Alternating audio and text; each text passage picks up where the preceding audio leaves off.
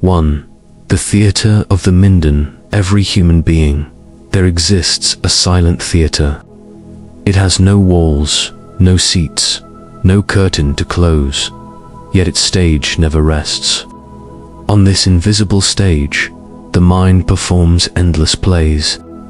Some are hopeful, but most are tragedies. The actors are fears. The scripts are written in memories, and the audience is always the same, you.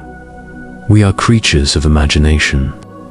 It is our gift and our torment. We do not simply experience the world. We recreate it inside ourselves, scene by scene, emotion by emotion. Reality happens once, but imagination replays it 100 times, adding shadows that were never there. We suffer not because the world is cruel, but because we cannot stop rewriting it. When something small goes wrong, the mind begins its performance. What if this gets worse? What if they judge me? What if I fail again? Each question is a scene. Each scene becomes a world. And soon, we live more in imagination than in reality. The Stoics observed this disease of the mind long before modern psychology gave it names. They saw how humans create internal storms from passing clouds. They knew that pain is inevitable, but misery is homemade. We rarely meet reality as it is. We meet it wrapped in the stories we tell about it. If the story is fearful, even a calm moment becomes a threat. If the story is angry, even kindness feels like mockery. The mind bends the world to fit its drama. To master life, then, is not to control events, but to edit the story. The philosopher's task is to become the director of the theatre within. The mind will always imagine. It cannot be silenced, but it can be disciplined. You can train it, as a craftsman trains his hand, to build rather than to break, to illuminate rather than to darken. 2.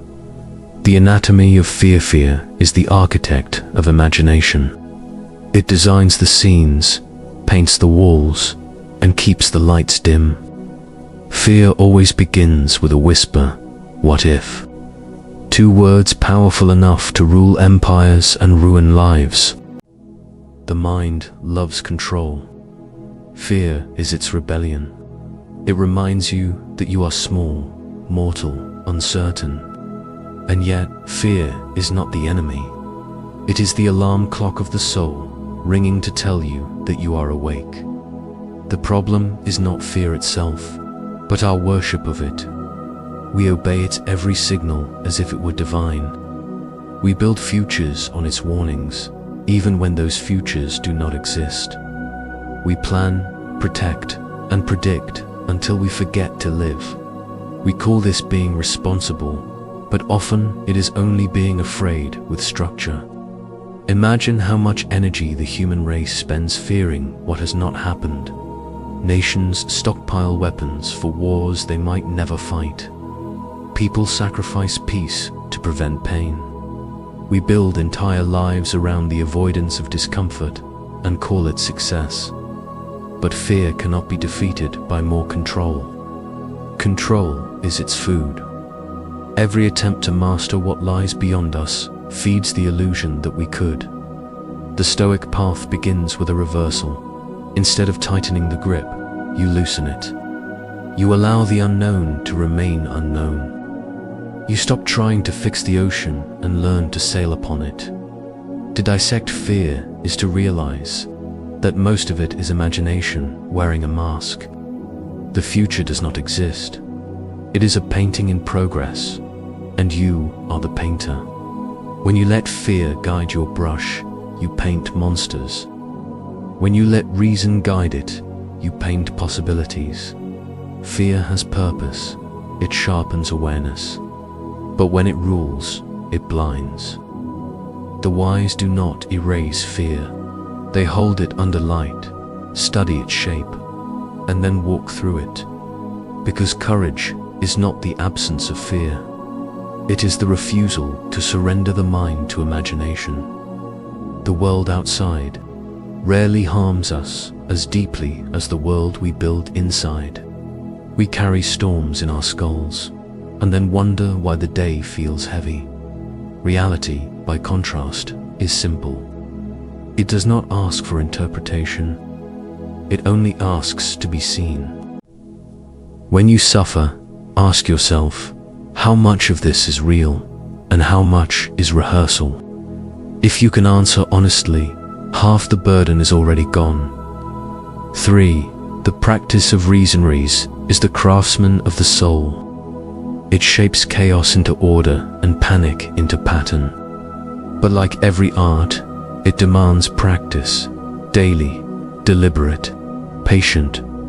Most people believe they are rational because they can think. But thinking is not reasoning. Thinking is movement.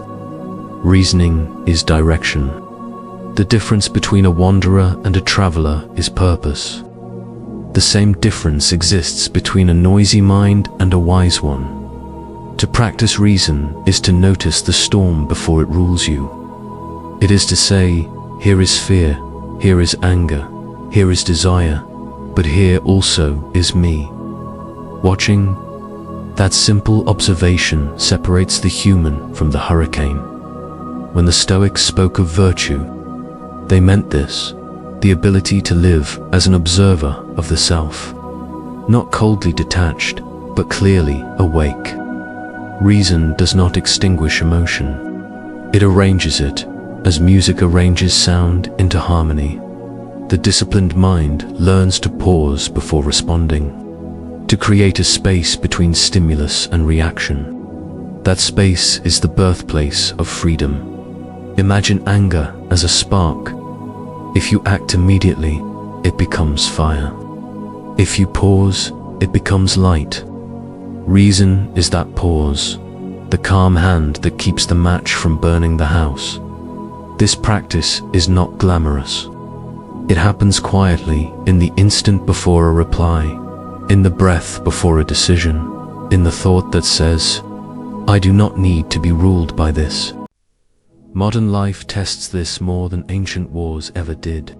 We live surrounded by noise designed to provoke emotion, advertising that sells envy, politics that sells outrage, media that sells fear. Each moment is a temptation to abandon reason. The Stoic discipline is a rebellion against this manipulation. To think for yourself, truly think, is the rarest act of modern courage.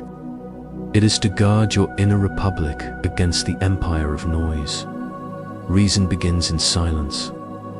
That's why philosophers sought solitude, not to escape humanity, but to hear the mind without interruption.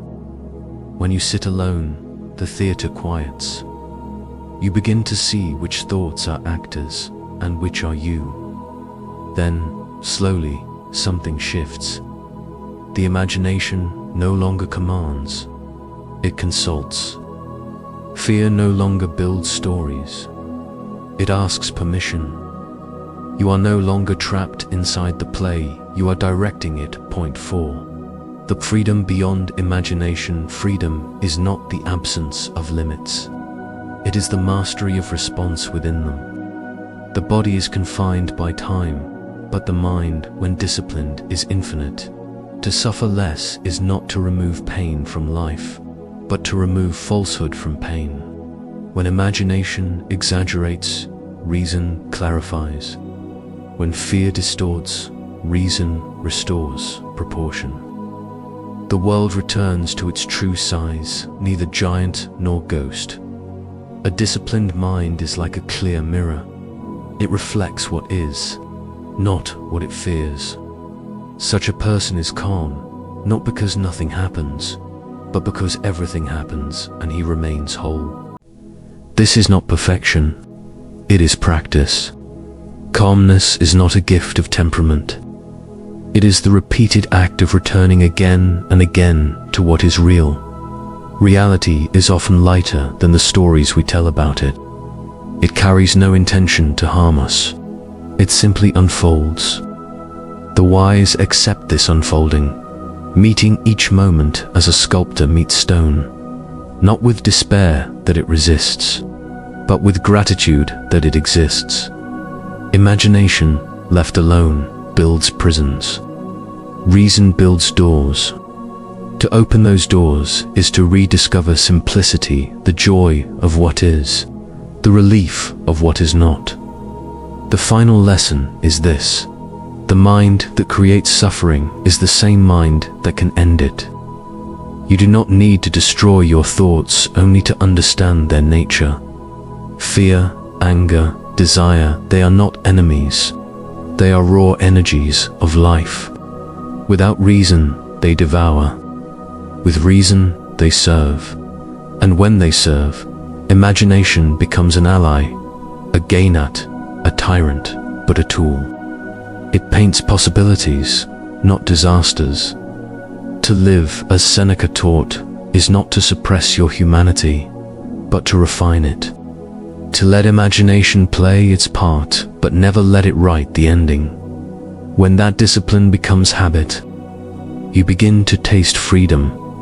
A freedom not from the world, but from the endless theater inside it. You step out of the storm. You look at your mind, and for the first time, you do not believe every thought it tells you. Then, silence returns. Not the silence of emptiness, but the silence of understanding. And within that stillness, you finally live, not in imagination, but in reality.